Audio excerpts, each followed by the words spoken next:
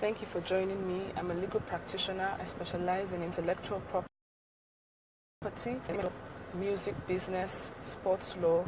I'm a singer and songwriter. Today is my fourth class. And first class I spoke about copyright. My third class I spoke about publishing, and I'll be continuing with music publishing today. So I would like to thank you for joining me. I know that it's not too easy joining and the internet in Nigeria. I would like to really thank you. If you're not watching from Nigeria, I would like you to put the country which you're watching from. Thank you for joining me. Also, while I give the session, if you understand what I'm saying, I would like you to hit the like button. I would also like you to drop your comments or your questions, just in case you're not sure of what I'm saying or you need clarification on what I'm doing. Okay, so please feel free to drop your questions, share and tag a friend also, so that other people can benefit from this lesson. My topic for today is music publishing. I spoke about it yesterday and I'll be talking about it more. Now, I spoke about copyright the last time, and I said copyright is divided into two. There is a composition part and there's a publishing part. So for the composition part, that composition copyright is divided into two. When I say composition, I mean the lyrical part and the musical part. The sound recording part is different. That's what you do in the studio, and that's usually owned by the record label if you're signed to a record label. Then for the composition, you actually own that as a person, except you give your right to the record label, which you are not supposed to do. So the composition part is divided into two, which is the writer's share and the publisher's share. So the writer's share is 50% and the publishing share is 50%. So you can have that to yourself and have both the right as the writer and the publisher, and so you enjoy both and you give the rights to others and enjoy it for yourself. But there are different types of that you can actually give your publishing rights to others. That's third party, depending on how you want to do it. But the general stuff is that the writer has 50% and the publisher has 50%. Now, some of the advantages of publishing is that, one, you get to keep your money. Now, keeping your money is something that is very important, and as a publisher, you make money for life, meaning that if someone wants to do a cover version, they pay you. If they want to play it on the radio, you get some amount. If they put it in hard copy CDs, you get some amount. If whatever they use the song for, you get some money out of it. And if someone else wants to use it, you can also give the rights to it to the person. So this is an advantage of publishing. Then also, it actually has several streams of income. So you get several money coming from different places and you have it for life. That's if you do not sign it to someone else. Unlike the sound recording, which is the master version that is being held by a record label. Now, record labels have this composition rights, and if you're an independent artist, then you have all these rights to yourself. But the record label necessarily doesn't make so much money out of it compared to how you make publishing. Publishing is small, but it actually lasts for a longer period of time. And so record labels might want to sign to take your publishing, so you have to be careful before you sign contracts.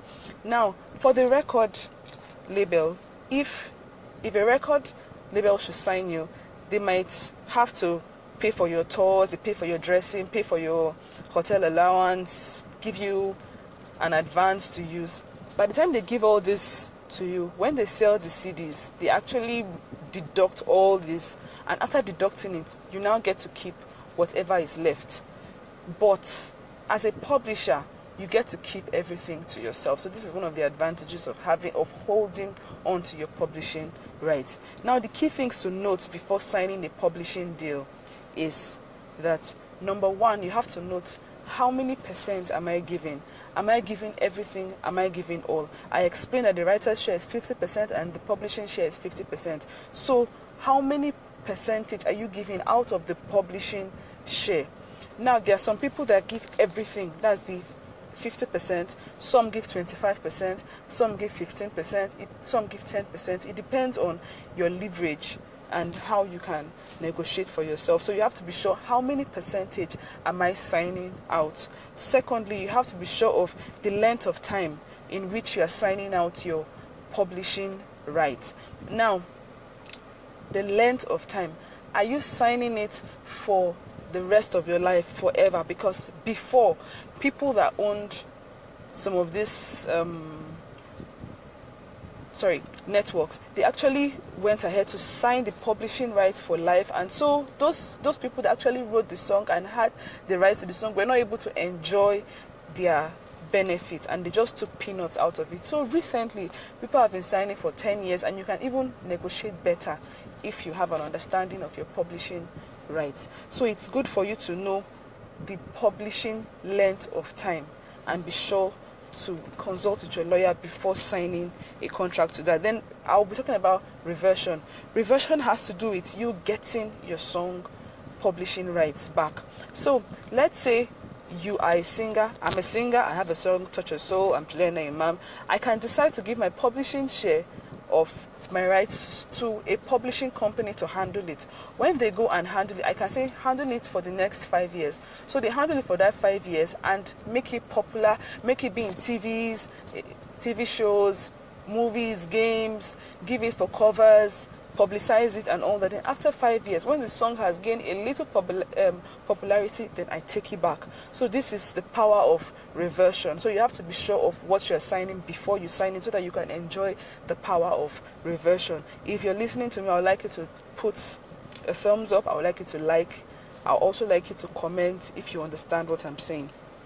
Then also after that, you have to update your record. Updating your record is that by the time the rights revert back to you, let's say for 5-10 years, and it comes back to you, you would actually have to go back to the copyright office to change it. You go to the PRO. I'll be talking about PRO later. That's performing rights organizations. You have to go and change the details to say, I am now the owner, instead of leaving it for them to continue taking the money. Also, there are other ways money are being paid. You have to go and change it so that you can enjoy your money. So that's the right of reversion.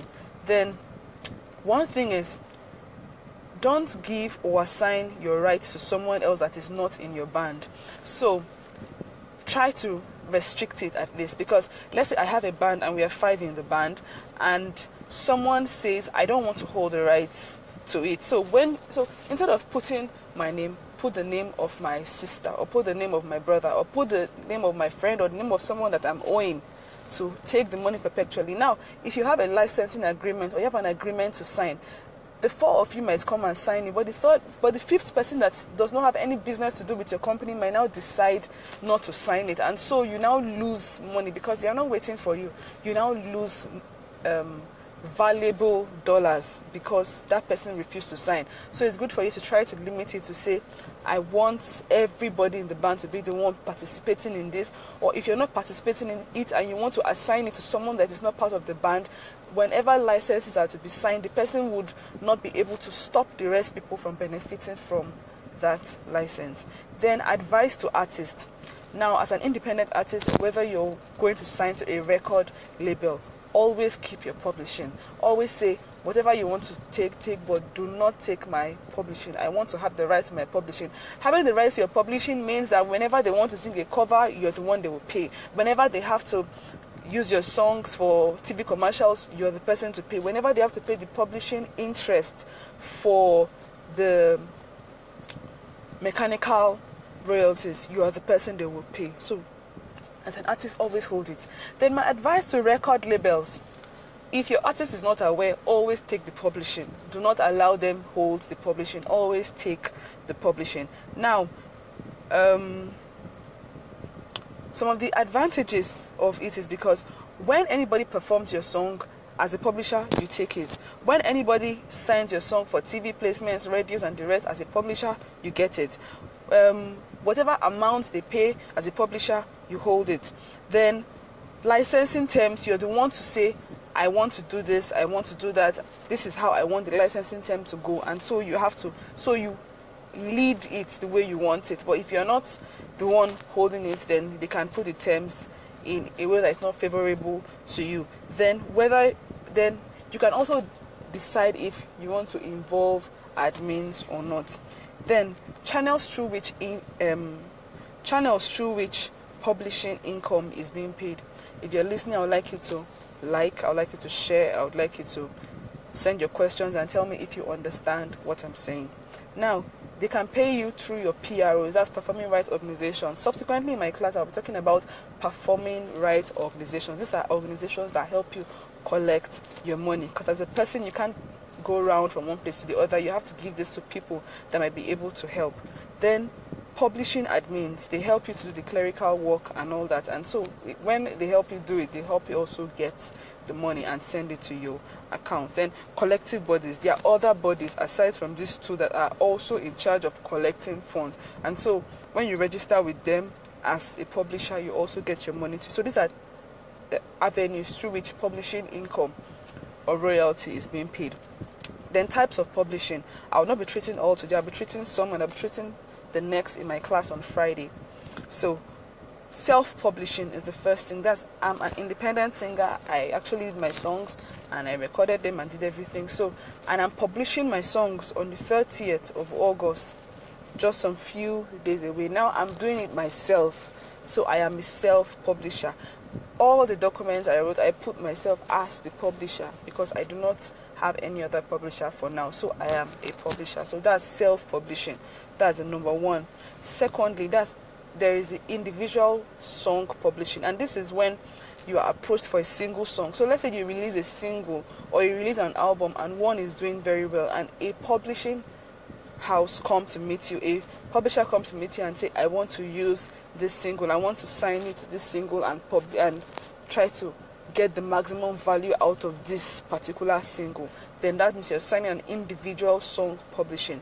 Then there's the straight publishing. That's, I explained that the writer share is 50 and the publisher share is 50. So they might decide to say, you take nothing out of this, you hold this and I'll hold this. And so when they do, that's a straight publishing, but people do not sign this anymore, so be careful not to sign this type of publishing. Then number 4, there is the admin deal. The admin deal has to do with the clerical work and the registrations. So if you sign with an admin, they help you to do the paperwork both in your country, in other countries. They sign you everywhere, they help you spread your songs, and they help you collect the funds. So let's say you're popular and you don't have to go to market your songs, people already know your songs and people are the one calling you for it.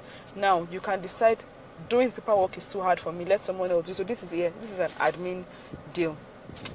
Thank you for listening. In my next class, I'll be talking about the rest types of publishing deals. That's co-publishing, exclusive publishing. I'm talking about them. I'm talking about the sources of publishing deals, the sources. Thank you very much for joining me. Now, I would like to say the program, that's my workshop, will be coming up on the 8th of September in Abuja, the Transforming Church. To be part of it, send a text message with your name and I am interested to 08101659515. In this class, I'll be teaching you how to copyright your songs yourself in Nigeria abroad, how to trademark your name in Nigeria abroad, how to get royalties in Nigeria abroad. They pay royalties in Nigeria. You might not be aware, but they do.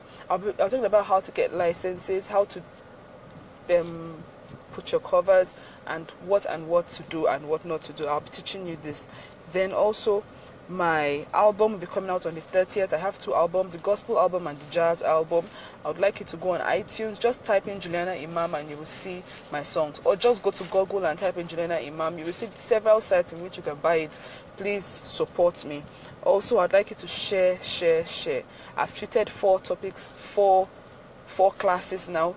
And I would like you to share so that others can be aware in Nigeria and outside about their rights and how to go about it. Also, if you have questions, comments, this is not just for singers, it's for producers, for management people, for record labels, for A&R, whatever you do that has to do with music. This is how to get it, and you have to share so that others can benefit. Also, this video is made in partnership with One Voice Africa. They're a media outlet that is supporting to see that the gospel of entertainment law, music business, making your money out of it, is accomplished. Now my class will continue tomorrow. I'm very grateful. Thank you for listening. I told myself I can do it. I'm doing it, you too can do it. Make money off your music. Thank you. Bye.